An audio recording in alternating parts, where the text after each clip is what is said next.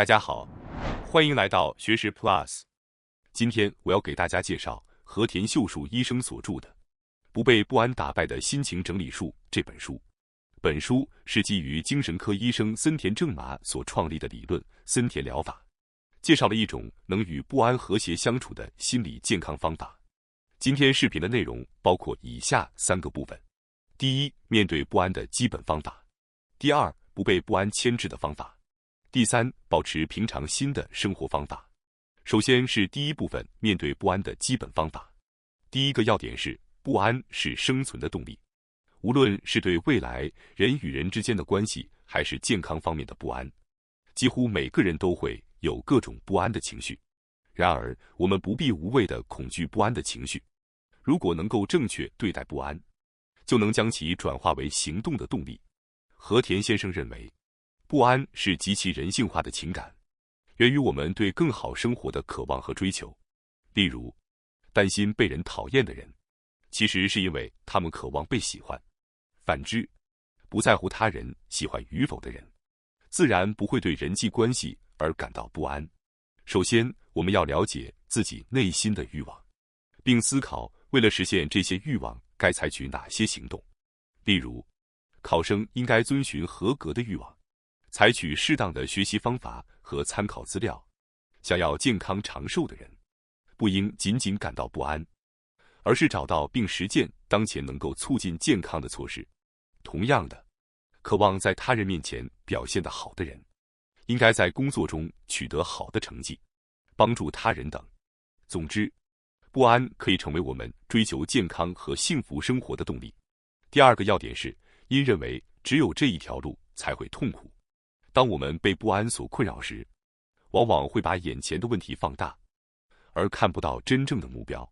即便有多条道路可以通往目标，我们却常常选择最困难的路线。例如，如果幸福是我们最终追求的目标，那么实现它的路径有很多条。能够意识到这一点的人，对不安的抵抗力会较强。反之，认为只有一条路的人，更容易被不安所压垮。因此，重要的是要认识到有其他的选择，并享受多样的路线。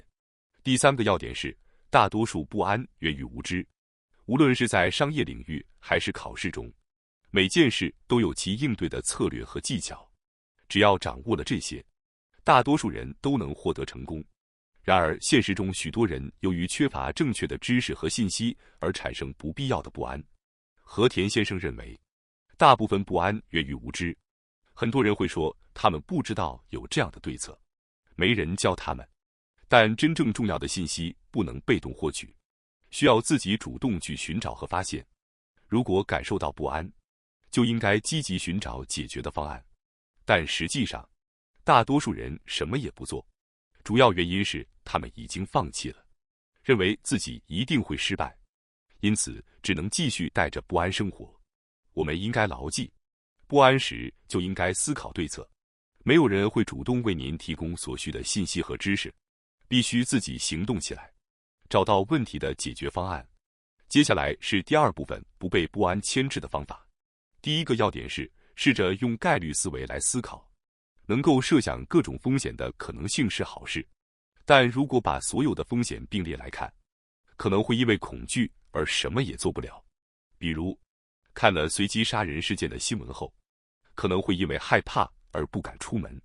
但如果用概率思维来思考交通事故的风险，可能更为现实。在考虑各种风险的可能性后，接下来要做的就是评估概率。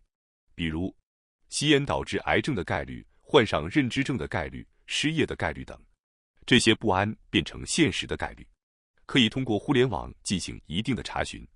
通过了解风险实现的概率，我们可以知道应该应对哪些风险。对低概率的风险不必过度恐惧，重点思考高概率风险的应对措施。用数字来思考，可以使我们的思维更加具体和具有建设性。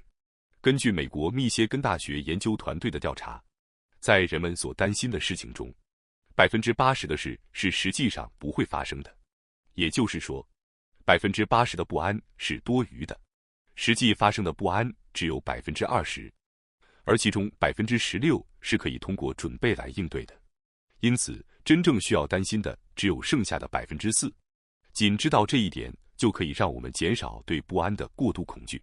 第二个要点是，事情都有两面性。事情既有好的一面，也有坏的一面。好事与坏事并不是绝对的，而是取决于我们看待的角度。在社会局势不稳定时，人们往往容易被坏的一面所牵引，变得悲观。但正因为在这样的时刻，我们才更需要记住事情有两面性，养成关注好的一面的习惯。当感到强烈不安时，试着思考这种情况下是否有积极的一面。只要有这种视角，我们就能冷静应对。若总是看到坏的一面，当机会来临时，可能会因为没有注意到而错过，从而陷入持续的不安。因此，记住事情有两面性，养成从不同角度看待问题的习惯是很重要的。最后是第三部分，保持平常心的生活方法。第一个要点是建立多个归属感。只有一个归属感的人，更容易被不安所牵制。比如，如果职场是唯一的归属地，那么在职场中被他人讨厌时，就会觉得一切都完了。而如果职场只是归属地的一部分，这样的人会有更多的余地，因为他们不害怕被讨厌，能够表达自己的想法，从而让职场变成一个舒适的地方。因此，在职场或学校以外，建立其他的归属地或避风港是很重要的。参加兴趣小组或社团是不错的选择，即使不建立新的社交关系也没关系，可以在健身房独自锻炼，或者参加社区的志愿活动。在那些地方，您可以自由安排自己的时间和方式，拥有多个归属地，心中的不安会减少，可以保持一定距离的面对不安。第二个要点是，尽管不安也要行动。对于那些只想着不好的结果而感到不安的人，作者强烈建议他们先行动再说。比如，有人面对喜欢的异性却不敢搭讪，因为担心被拒绝而不知所措。但不搭讪和被拒绝没有什么区别。如果告白后被拒绝，那也可以从那里开始放弃，至少您表达了自己的好意，这并不是坏事。或许几年后，你们还会有机会靠近。每个人都不想经历失败或麻烦，但没有人能完全避免这些。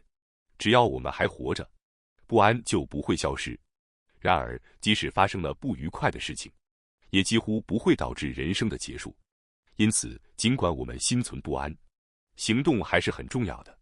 人无法控制情感，消除不安，但可以选择和控制自己的行动。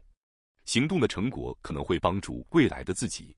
采取行动增加的可能性只会是正面的，而不是负面的。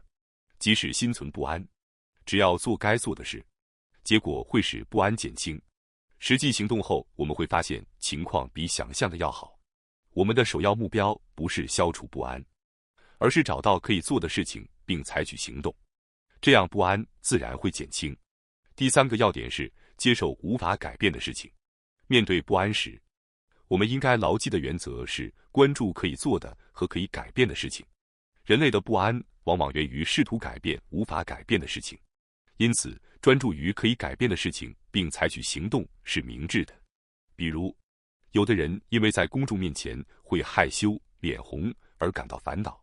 在这种情况下，与其努力治愈害羞，不如接受它，提升自己的微笑和绘画技巧更为明智。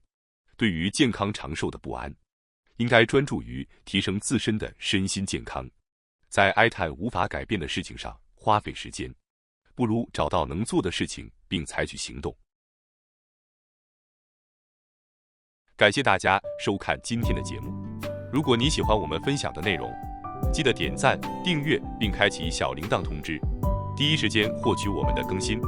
在下次的节目中，我们将继续为大家分享更多有益的内容。再次感谢大家的支持，我们下期再见。